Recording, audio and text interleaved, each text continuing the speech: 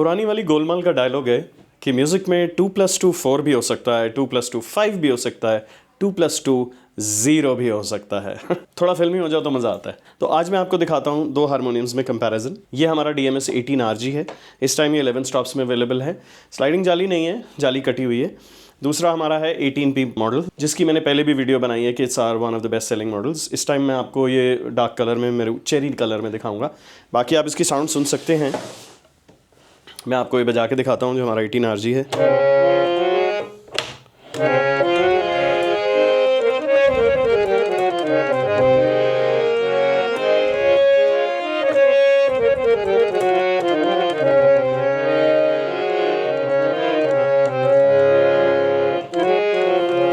अब मैं आपको दिखाता हूँ अपना 18P मॉडल।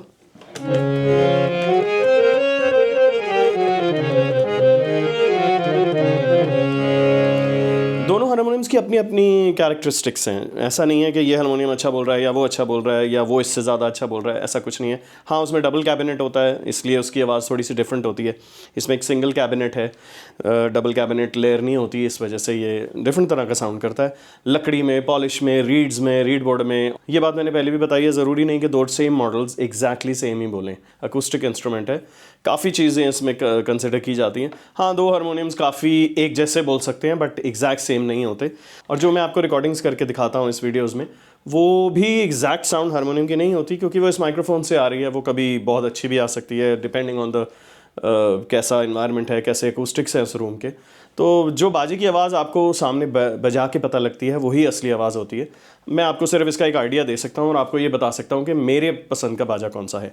11 स्टॉप्स का मॉडल है ये। तो इस 11 स्टॉप्स में आपको 5 एक्स्ट्रा ड्रोन्स मिलते हैं, जैसे यूजुअली 9 स्टॉप वाले में 4 मिलते हैं, इसमें 5 मिलते हैं। एक्स्ट्रा स्टॉप से आपको सिर्फ एक ड्रोन एक्स्ट्रा मिलता है और कोई खास फ़र्क नहीं होता बाजे में। 11 लें आप या 9 लें, मेजर डिफरेंस कोई नहीं होता।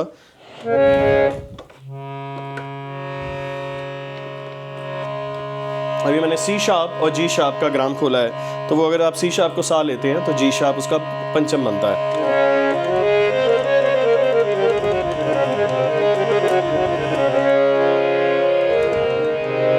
अच्छा, मुझे एक बार किसी ने मैसेज ये भी किया था कि जब भी आप हारमोनियम बजाते हैं सेम ही ट्यून बजा रहे होते हैं।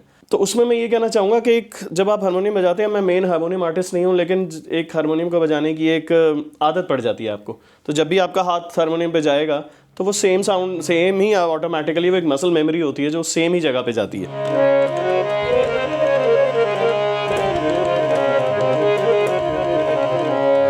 ये राग भी मुझे नहीं पता कौन सा है, बिहाग और देस और ये सब मिक्स हो जाते हैं इसमें मैं आपको वो गाना सुनाता हूँ जो आजकल बहुत मशहूर हुआ था, चमकीला पिक्चर का। मैनू विदा करो, मैनू विदा करो जी, मैनू विदा करो मेरे यारा, मैनू विदा करो, मैनू विदा करो जी। मैंने सुर बहुत ऊपर ले लिया है, वैसे ये नीचे से है।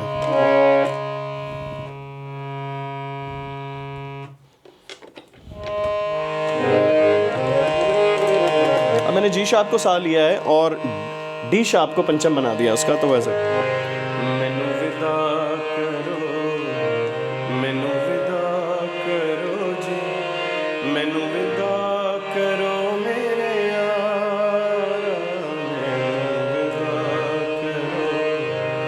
मैनू विदा करो जी, मैं जाना है उस पार। ऑनेस्टली इससे आगे मुझे गाना नहीं आता, ट्यून आती है, मेरे को लिरिक्स याद नहीं है। यही गाना मैं आपको उस बाजे पे गा के सुनाता हूँ।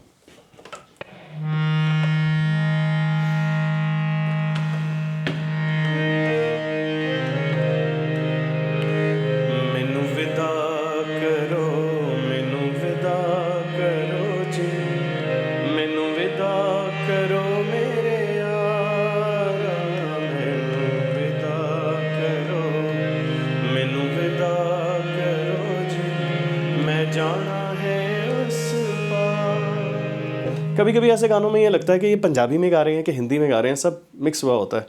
अब प्रॉपरली अगर इसकी लिरिक्स हो तो अगर हिंदी में गाई जाएँ तो और मज़ा आए, अगर पूरा पूरा गाना हिंदी में हो या पूरा पंजाबी में हो तो और भी मज़ा आए। लेकिन ये फर्स्ट अस्थाई शायद शुरू होती है मैनू विदा करो और फिर आगे जाके हिंदी में भी आ जाता है, तो थोड़ा सा याद रखना कभी कभी मुश्किल हो जाता है। चलिए बात बाजों की करते हैं।